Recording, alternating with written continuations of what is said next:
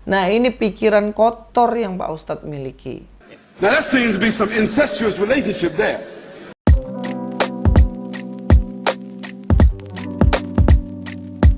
Assalamualaikum, selamat datang kembali di channel ini. Kali ini saya akan membahas kembali soal seorang ustadz dari luar negeri yang mana dia mulai mengarang bebas soal ajaran Kristen, guys. Dan hari ini saya akan meluruskannya supaya tidak terjadi kesalahpahaman tentang ajaran Kristen. Setelah sebelumnya saya katakan bahwa dia dipermalukan pendeta sebab dia bilang katanya Kristen itu Allahnya menghamili Maria. Tapi di situ kita lihat ternyata apa yang dikatakan itu adalah keliru. Dan dia lagi mencoba untuk ngeles dan dia mengatakan bahwa dalam Kristen itu orang Kristen itu percaya bahwa Tuhannya itu kawin dengan keluarga atau incest ya.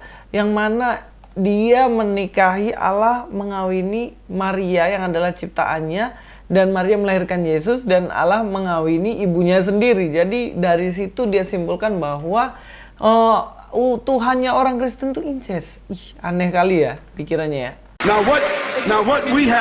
What we have a problem with, Reverend, what we have a problem with is this paganistic concept that God has a mother and God got a daughter. Now that means God is locked in on both sides by Mary. Mary is God's mother on one hand, and then she's God's daughter on the other hand. Now that's a problem with anybody. Now that seems to be some incestuous relationship there.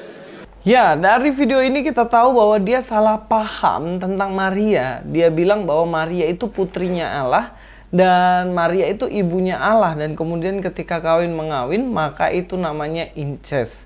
Nah, ini jelas karangan bebas. Maksud dari putrinya Allah, Maria adalah putrinya Allah bukan berarti Allah punya anak namanya Maria. Ini jelas pandangan yang benar-benar keliru dan total dia ini sebenarnya nggak ngerti tentang ajaran Kristen.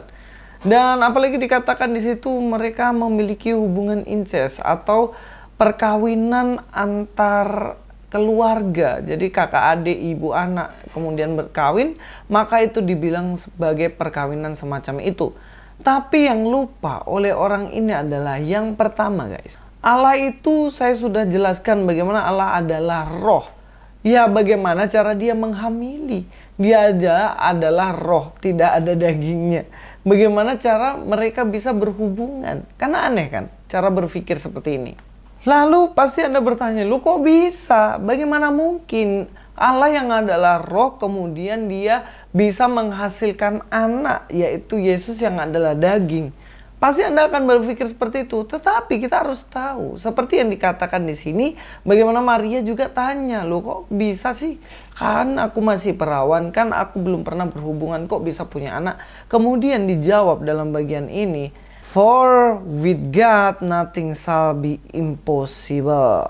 Atau dikatakan oti ok adunat tesei paratou teu panrema. Dalam bahasa Yunani sebab bagi Allah tidak ada yang mustahil. Bagi Allah tidak ada yang mustahil. Kalau dia hanya mau bikin dalam bentuk daging langsung pun bisa. Tetapi kenapa kok harus memakai Maria kemudian supaya ada daging yang mana rohnya adalah roh Allah di dalamnya? Kenapa? Karena sesuai dengan nubuatan yang diberikan Tuhan dalam Kejadian bahwa keturunan dari Hawa akan meremukkan kepala dari ular.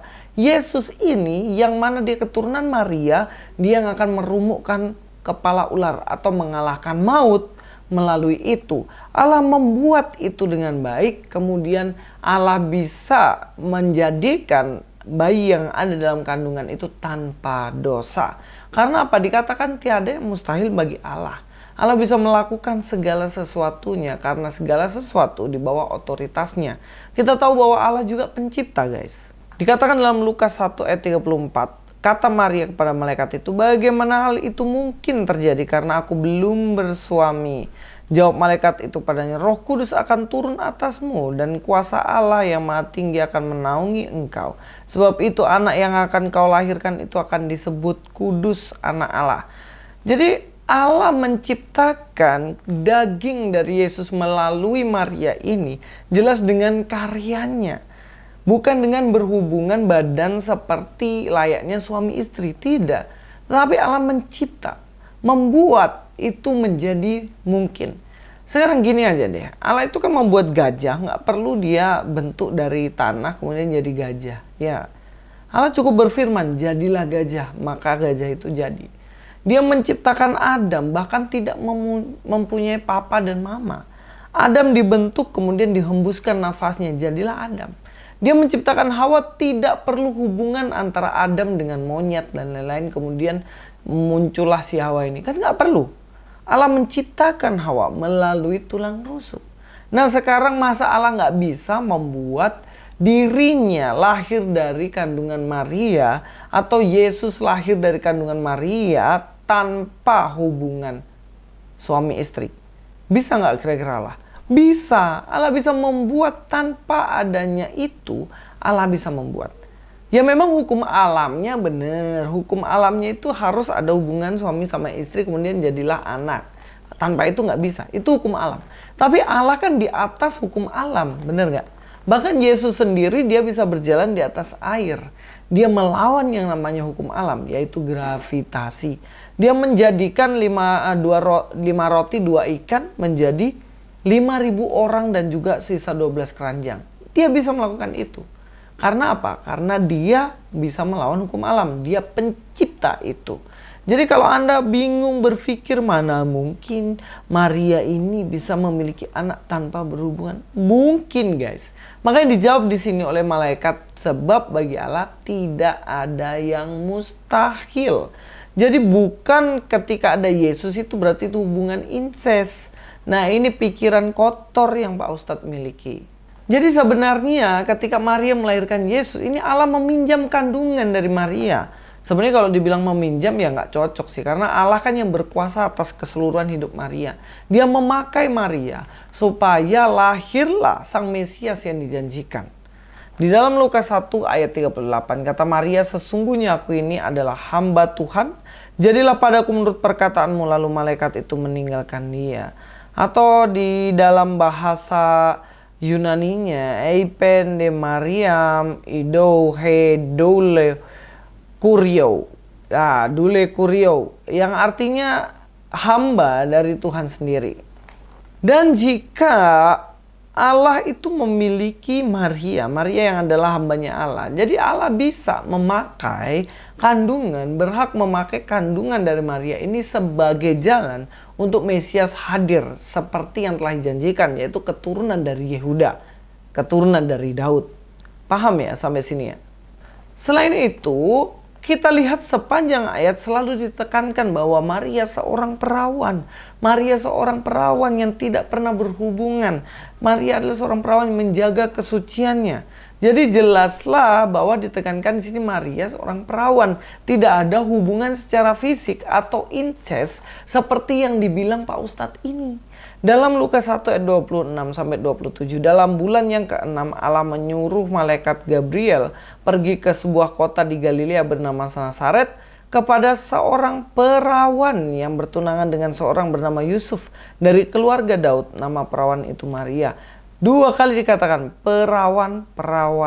Nah, ini menunjukkan bahwa Lukas ingin menyatakan bahwa Maria itu perawan. Tidak ada hubungan sama sekali. Hubungan suami istri sama sekali nggak ada. Nggak pernah terjadi. Sehingga tuduhannya mengatakan bahwa Allah, Maria, Yesus itu incest atau hubungan sedara ini jelas omong kosong. Kita tahu sendiri ya, yang namanya perawan itu memakai kata parthenos atau virgin atau masih perawan. Dalam Matius 25 ayat 1, pada waktu itu hal kerajaan surga seumpama 10 gadis yang mengambil pelitanya dan pergi menyongsong mempelai laki-laki. Jadi masih gadis.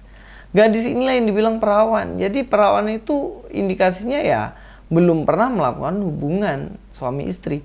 Dan ini yang terjadi. Sehingga tuduhan dari bapak ini jelas keliru 100%, 1000% keliru. Jadi kalau ngomong, Mbok yo pakai bukti gitu loh Pak. Sekalipun Anda adalah seorang ustadz sekali berdunia begitu ya. Tapi kalau cara berpikir semacam ini jelas ini adalah keliru. Terima kasih, ini saja dari saya Luis Prasetyo di sini. God be with you all.